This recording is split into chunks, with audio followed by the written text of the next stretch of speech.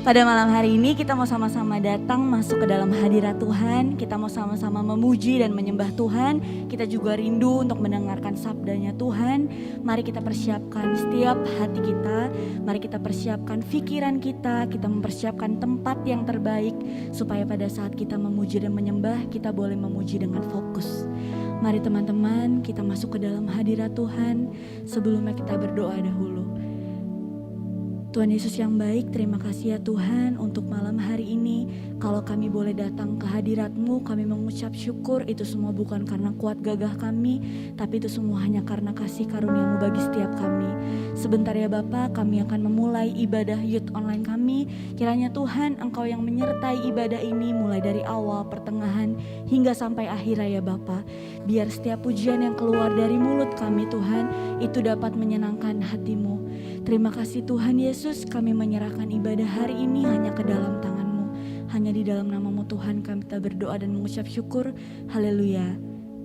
Amin.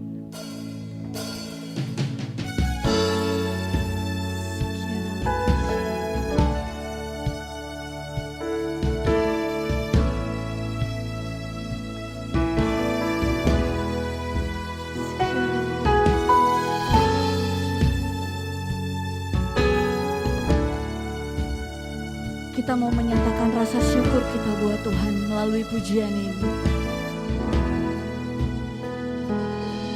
Buat karya-Mu, buat segala rencana-Mu, beri syukur dan pujian bagi-Mu.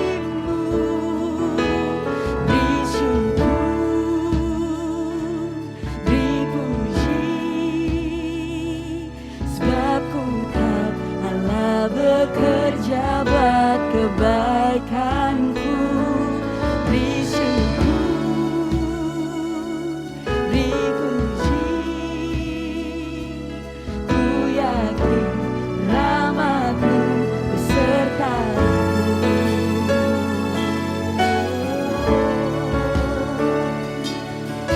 Kita mau lebih lagi naikkan pujian ini.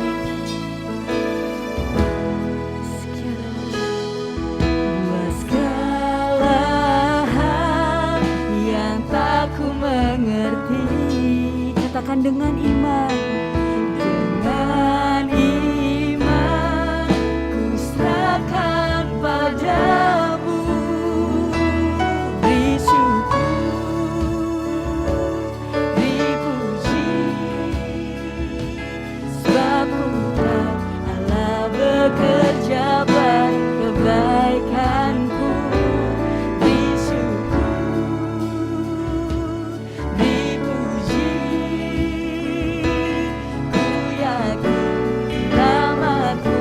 Lebih lagi katakan beri syukur, beri syukur, beri puji, sebab ku tahu Allah bekerja buat kebaikanku. Beri syukur, beri puji, ku yakin rahmat-Mu besertaku.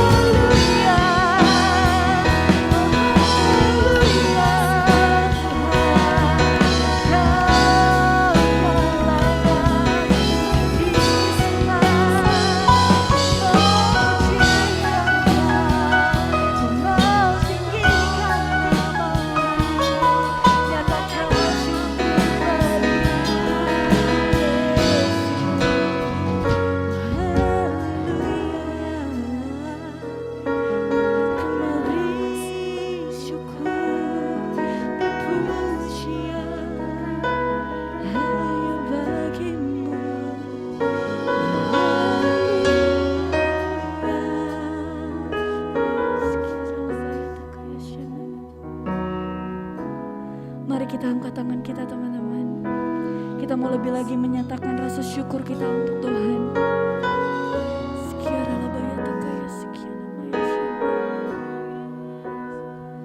Sama-sama kita mau katakan, kita mau beri syukur dan beri puji. Beri syukur, beri puji, sebab ku tahu Allah bekerja buat kebaikanku. Beri syukur, beri puji, ku yakin rahmat-Mu besertaku. Beri syukur, beri puji, sebab ku tahu Allah bekerja buat kebaikanku. Beri syukur, beri puji, ku yakin rahmat-Mu besertaku. Sama-sama kita mau katakan, ku bersyukur Bapa, ku bersyukur Bapa, ku bersyukur Tuhan, buat kasih setiamu di dalam hidupku. Ku bersyukur lagi karena ku bersyukur Bapa, ku bersyukur Tuhan, buat kasih setiamu di dalam hidupku. Katakan, ku bersyukur,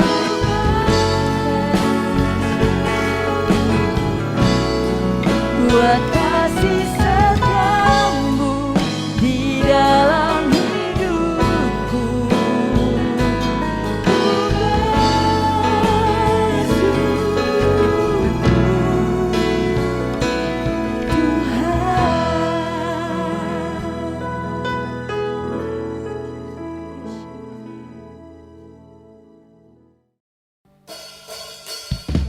Kita mau lebih lagi sama-sama memuji Tuhan, amin.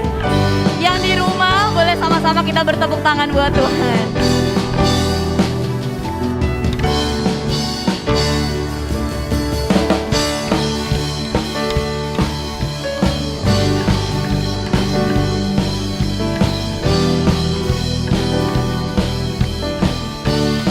Sama-sama kita angkat pujiannya.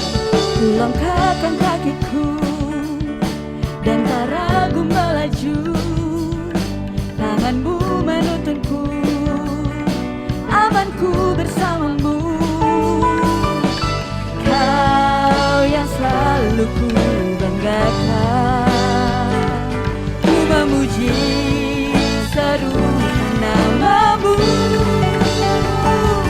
Namanya Yesus, Yesus, Yesus, jalan dengan Yesus, Yesus, Yesus, sahabatku, kekasih jiwaku. Namanya Yesus, Yesus, Yesus, jalan dengan Yesus, Yesus, Yesus, penghiburku, pahlawan hidupku. Ku langkahkan kakiku dan tak ragu melaju, tangan-Mu menuntunku, amanku bersama-Mu. Katakan, kau yang selalu ku banggakan, ku memuji seruan nama-Mu. Namanya Yesus, Yesus, Yesus, jalan dengan Yesus, Yesus, Yesus,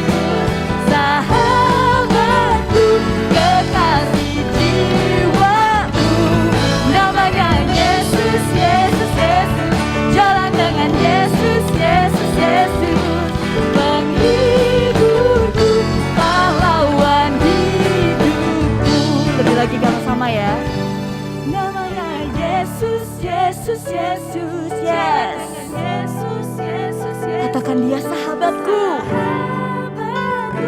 Kekasih jiwa. Lebih lagi, namanya Yesus, Yesus, Yesus. Jalan dengan Yesus, Yesus, Yesus. Penghiburku, pahlawan hidupku. Namanya Yesus, Yesus, Yesus. Jalan dengan Yesus, Yesus, Yesus. Sahabatku, kekasih jiwaku. Namanya Yesus, Yesus, Yesus. Jalan dengan Yesus, Yesus, Yesus. Penghiburku, pahlawan hidupku. Penghiburku, penghiburku, penghiburku. Namanya Yesus, Yesus, Yesus.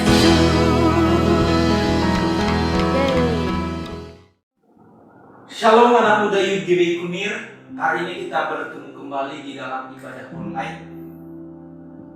Meskipun kita berada di rumah kita masing-masing, tetapi kita percaya karena Allah kita Allah yang hidup, Allah kita Allah yang maha hadir, maka Dia akan melawat kita dimanapun kita berada. Lawatan Tuhan terjadi di tempat saudara-saudara berada, dan di tempat ini juga kita percaya bahwa lawatan Tuhan terjadi. Katakan amin.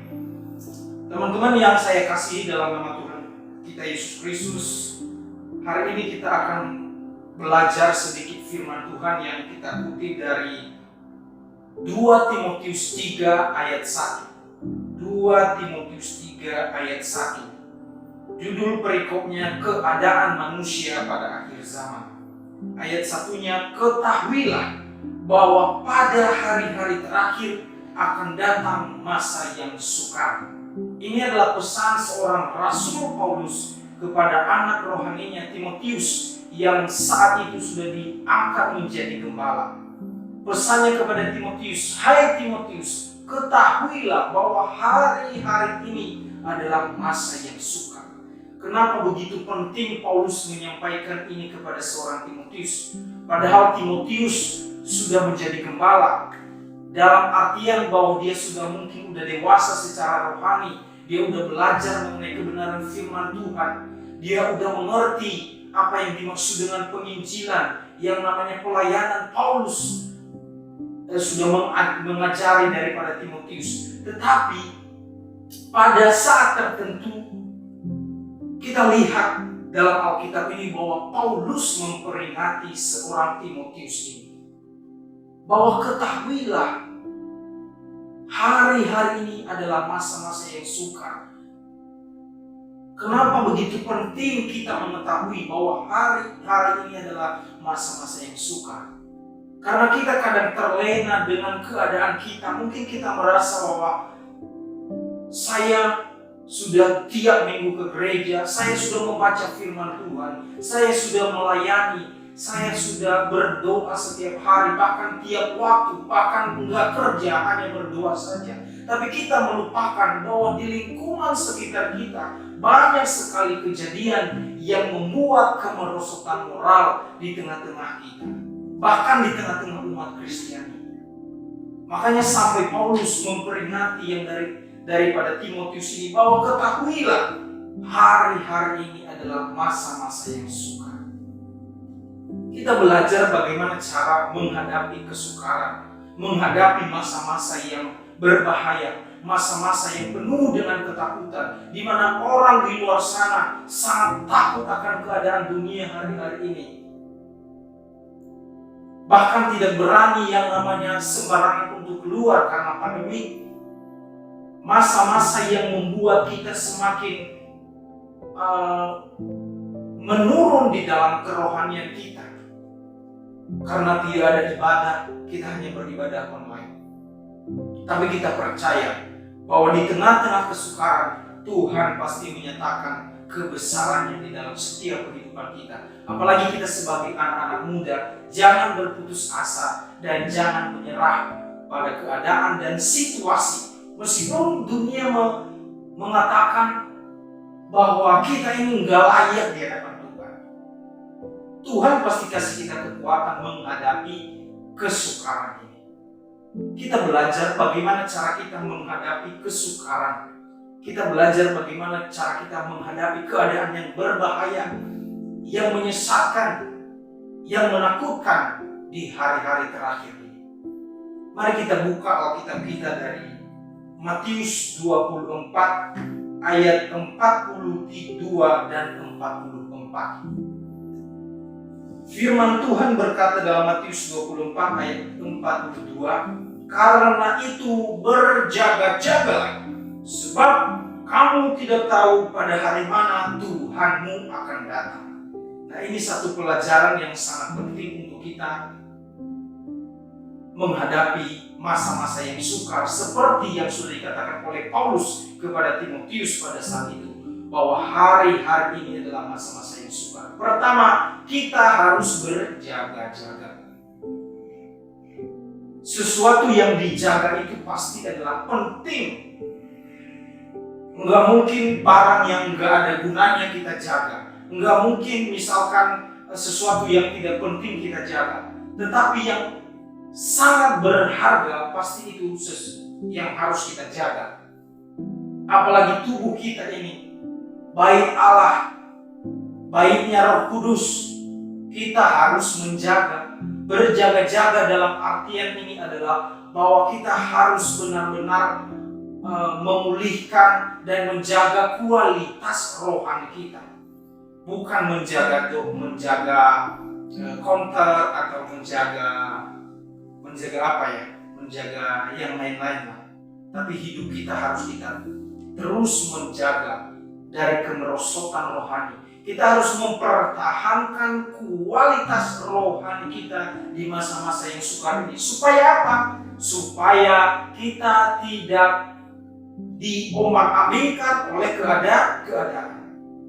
Anak-anak muda di luar sana banyak yang mengajak kita untuk melakukan yang namanya dosa, baik itu narkoba, baik itu merokok, baik itu yang namanya nafsu duniawi dan yang lain-lain. Makanya kita harus berjaga-jaga.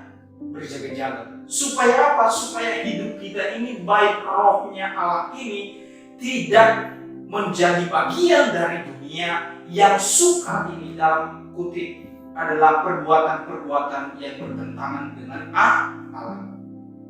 Kita harus berjaga-jaga dalam menghadapi masa-masa yang sukar. Kemerosotan rohani yang luar biasa hari ini terjadi. Pertama yang harus kita lakukan, berjaga-jaga akan rohani kita semakin naik dan semakin berkualitas, sehingga kita bisa menghadapi masa-masa yang sukar itu. Hari-hari ini ada survei dari Bilangan Research Center bahwa anak-anak muda sekarang itu sudah jauh daripada yang namanya ibadah. Ini adalah suatu survei yang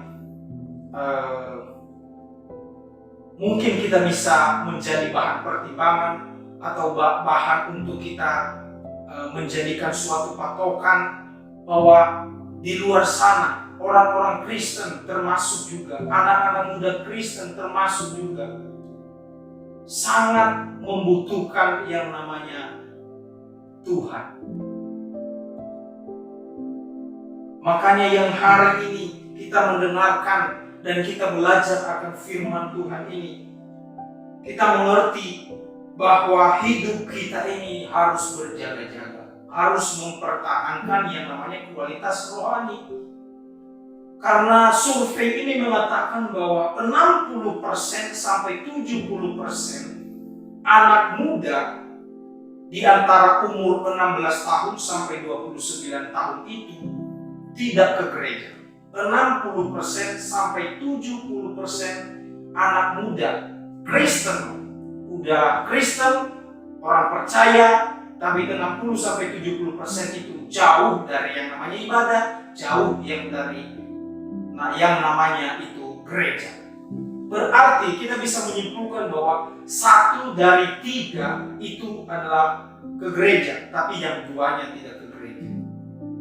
Dari yang 100 orang berarti yang ke gereja hanya sekitar 30 orang sampai 32 atau 33. Kemana ini yang 70%, 60 sampai 70%? Kita harus menyadari jika kita termasuk di dalam bagian itu, mari kita hari ini memulihkan rohani kita kembali. Ini saatnya kita untuk mengaku kepada Tuhan, Tuhan, aku mau berjaga-jaga sebelum kedatanganmu kembali ke dunia. Aku memastikan bahwa rohaniku, kualitas imanku tetap aku jaga di hadapan. Itu yang harus kita lakukan. Jangan sampai survei ini terus naik. Kita nggak akan bisa menjadi terang dan garam dunia. Hari-hari ini mungkin kita memikirkan bahwa pandemik menjadi hambatan utama untuk kita semakin naik level rohaninya di hadapan Tuhan. Karena banyak yang meninggal, banyak yang terkena, atau hari-hari ini kita dalam kesulitan pekerjaan sehingga menghambat yang namanya rohani kita untuk bertumbuh. Jangan jadikan COVID sebagai alasan untuk tidak bertumbuh di dalam Tuhan. Kenapa? Karena di dalam kelemahan manusia, di dalam kelemahan aku, kuasa Tuhan sempurna. Pegang janji Tuhan, jangan pernah menyerah.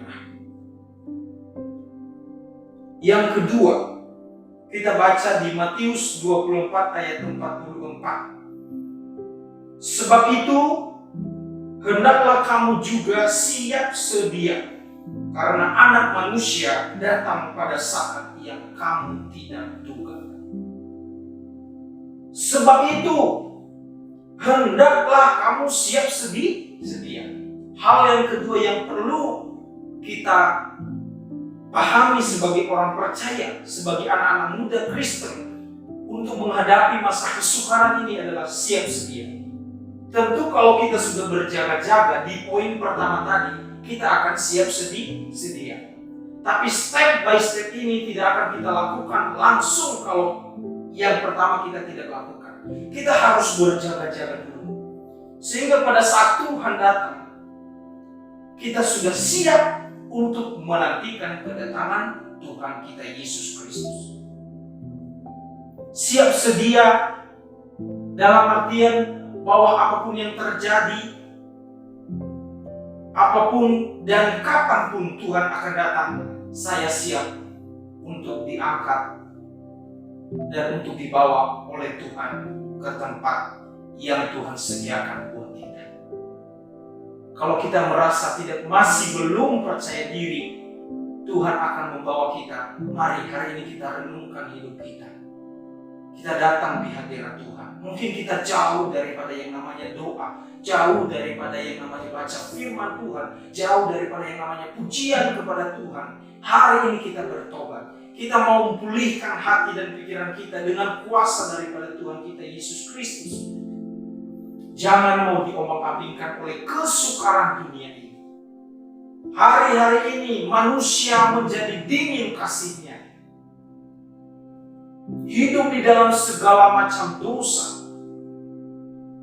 Bahkan di Eropa sana sudah dilegalkan yang namanya perkawinan antara sesama jenis. Itu membuktikan bahwa kemerosotan moral itu semakin tinggi. Kemerosotan rohani itu semakin tinggi. Kita kenal orang-orang atau benua Eropa itu adalah Kristen paling banyak. Tapi kenapa mereka masih memperbolehkan hal-hal seperti itu? Alasannya karena hak asasi manusia. Alasannya karena ini juga ciptaan Tuhan. Saudara, teman-teman, iblis juga diciptakan oleh Tuhan. Tetapi kita harus melawan iblis. Itu logika yang harus kita pakai. Artinya apa? Bahwa di dalam keadaan kesukaran itu, kita nggak boleh lengah. Kita nggak boleh sampai ikut di dalam dunia itu. Kita harus menjaga dan memberi batas. Karena saya adalah punya Tuhan kita, Yesus Kristus. Saya tidak boleh tercampuri dengan segala dosa yang dunia ini sedang alami. Teman-teman, survei tahun 2020 membuktikan bahwa anak-anak muda memang harus benar-benar dipulihkan. Kenapa saya mengatakan begitu?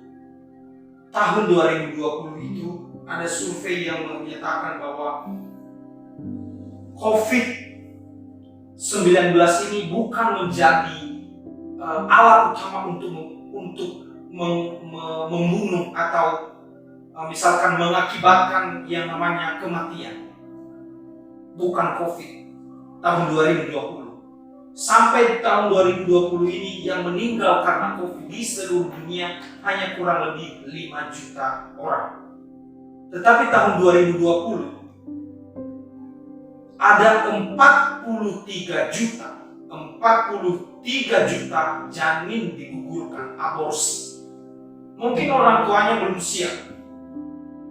Mungkin ini janin berasal dari perkawinan di luar nikah atau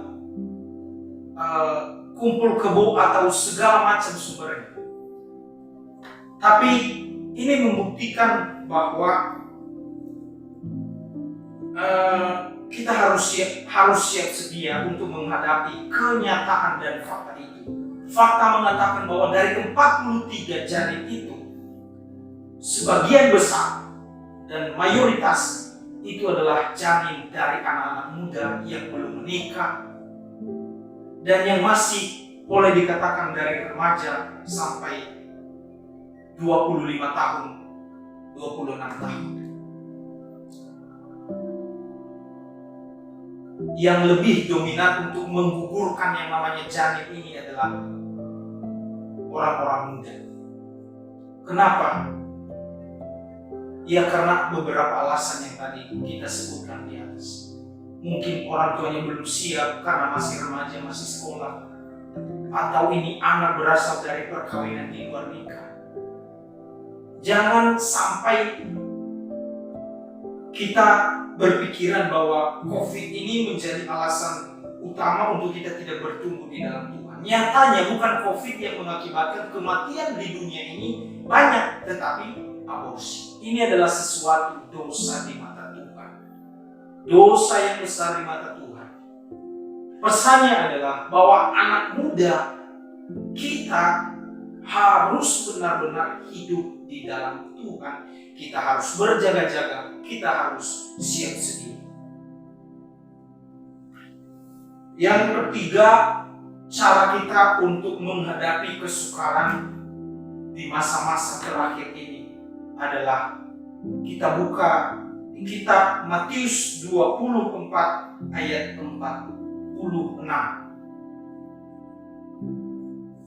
Berbahagialah hamba yang didapati tuannya melakukan tugasnya itu ketika tuannya datang. Berbahagialah engkau yang melakukan perintah Tuhan. Berarti poinnya ketiga yang harus kita lakukan untuk kita menghadapi kesukaran, kita sebagai anak-anak muda, bahkan siapa saja yang mendengarkan firman Tuhan ini, kita harus menaati perintahnya Tuhan.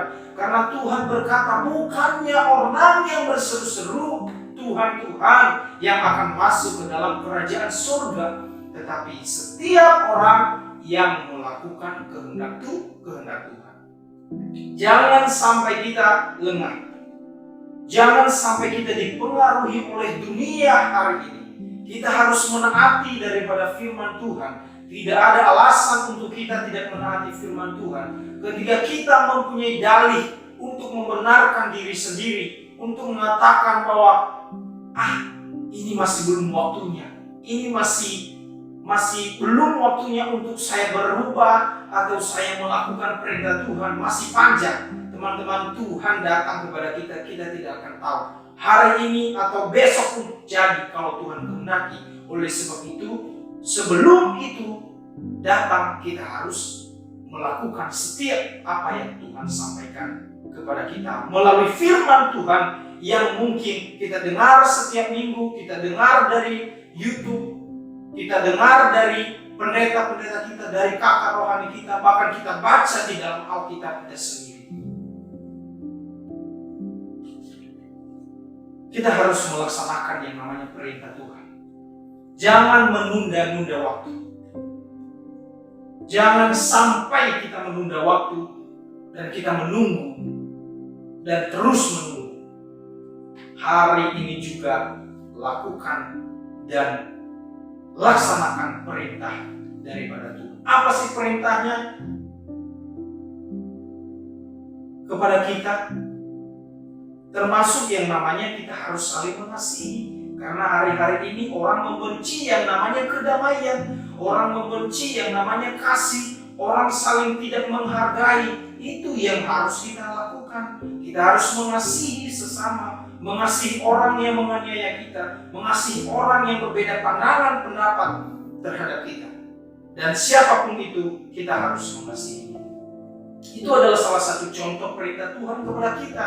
Jangan menunda-nunda. Hari ini kita harus ambil keputusan bahwa aku harus mengasihi Tuhan dan mengasihi sesama manusia, apapun yang terjadi. Jadi teman-teman, ada seorang anak muda yang hidup dengan segala macam kejahatan. Tiba-tiba suatu hari malaikat disuruh oleh Tuhan untuk menjemput seorang anak muda ini. Kata Tuhan, "Hai malaikatku, engkau pergi, jemputlah anak muda itu. Sudah waktunya aku menjemputnya. Sudah waktunya aku memanggilnya di hadapanku." Tapi anak muda ini adalah anak muda yang kehidupannya itu jauh daripada Tuhan. Tidak percaya yang namanya Yesus. Hidup di dalam dosa. Hidup di dalam berbagai nafsu duniawi yang Tuhan mau, yang Tuhan tidak kehendaki. Akhirnya malaikat datang kepada anak muda itu, dan ketika mereka bertemu, anak muda ini menyambut dengan baik yang namanya malaikat yang daripada Tuhan. Bahkan dia menjamu daripada malaikat ini. Dia berkata kepada malaikat, "Malaikat, mari masuk ke dalam rumahku dan makanlah beserta tidur malam ini sampai hari esok akan datang. Engkau boleh pergi." Tapi sebelumnya malaikat sudah memberikan pesan bahwa hari ini, malam ini Tuhan akan memanggil anak muda itu. Dengan bercandanya anak muda ini, makanya dia sampaikan, "Jangan dulu lah, kita santai-santai aja dulu." Terus mereka makan. Terus malaikat ini tidur di rumah seorang pemuda ini. Nah, di malam harinya, karena anak muda ini benar-benar sudah pintar dalam hal berbohong atau menipu, tiba-tiba dia mengambil buku yang dibawa oleh malaikat itu. Nah, di buku itu ada beberapa daftar nama-nama yang akan dipanggil oleh malaikat tersebut. Nah, nama pemuda ini ada di bagian atas, ada di nomor 1. Anak muda ini kaget dan dia berpikiran, dia sambil menghayal, dia mau mengganti namanya. Akhirnya dia ambil pulpen, dia taruh namanya di bagian terakhir, di nomor paling terakhir, pada saat malaikat tidur. Nah, besok pagi-paginya malaikat pamit kepada pemuda itu. Katanya, "Hai anak muda, engkau sangat baik, engkau sudah memberi aku makan, engkau sudah menyambutku dengan baik, engkau sudah memberikan aku tempat tidur, bahkan malam ini aku tidur dengan nyaman." Dengan santainya anak muda ini, "Oke, terima kasih malaikat." Tapi kan karena udah waktunya Tuhan, malaikat berkata kepada anak muda, "Karena kebaikan hatimu itu, hari ini aku akan memanggil orang yang ada di daftar ini dari bawah, dari nomor yang paling bawah sampai ke atas, bukan dari atas sampai ke bawah." Kena juga anak muda itu. Yang tadinya dia mengubah namanya yang terakhir, tapi malaikat berkata, "Hari ini karena kebaikanmu, karena dia sudah menjamu malaikat, dia sudah memberikan tempat tidur. Nah, malaikat memulai untuk memanggil itu dari bawah. Pesannya apa hari ini untuk kita semua? Bahwa apapun yang kita lakukan, apapun usaha kita, apapun etos kerja kita untuk menghindari semuanya itu tidak akan mengubah keputusan Tuhan. Pada saatnya juga Tuhan akan memanggil kita. Oleh sebab itu, jangan menunda-nunda waktu lagi.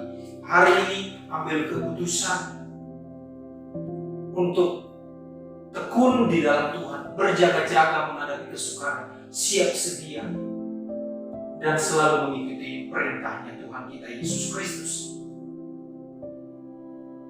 Sehingga kehidupan kita layak untuk menjadi anak-anak yang percaya kepadanya dan menjadi garam dan terang dunia. Ketika kita tidak mau diubah, ketika kita tidak mau yang namanya dipulihkan oleh Tuhan, biarlah Tuhan yang berkarya untuk kehidupan kita dan saudara-saudari dimanapun Anda berada. Hanya satu cara untuk kita sadar akan kehidupan kita. Kita dibaptis ulang, baptis selam selama 15 menit, bangun-bangun kita sudah menghadap Tuhan di surga. Biar kita bertobat. Jadi kalau kita tidak mau dengan cara itu, tiba-tiba kita mudah menghadap Bapa di surga setelah kita dibaptis selama 15 menit di selam, hari ini ambil keputusan. Karena mayoritas orang Kristen hari-hari ini hanya mementingkan yang namanya keadaan baik di bumi, tanpa mementingkan kelak nanti kesempurnaan di dalam kerajaan surga. Terima kasih Tuhan Yesus memberkati kita semua. Semoga firman yang kita dengarkan hari ini mengubah kehidupan kita dan kita menjadi pribadi yang lebih lagi untuk berjaga-jaga, siap sedia menantikan kehadiran Tuhan. Dan sebelum datangnya hari itu, kita harus melakukan yang namanya perintah Tuhan kita Yesus Kristus. Kita berdoa. Bapa, di dalam nama Yesus Kristus, kami sudah selesai mendengarkan firman. Urapi setiap kami supaya kami mengerti dan lebih lagi mau untuk setia, untuk berjaga-jaga, untuk siap sedia dan melakukan firman Tuhan. Pakai setiap kami anak-anak muda di GBI Kunir untuk menjadi berkat, untuk menjadi garam dan terang dimanapun kami berada. Terima kasih ya Tuhan Yesus, meneraikan firman yang telah Engkau sampaikan kepada kami, supaya kami menjadi pelaku firman. Terima kasih Tuhan, di dalam nama Yesus Kristus kami berdoa dan mengucap syukur. Haleluya. Amin. Tuhan Yesus memberkati. Sampai ketemu di ibadah selanjutnya. Shalom.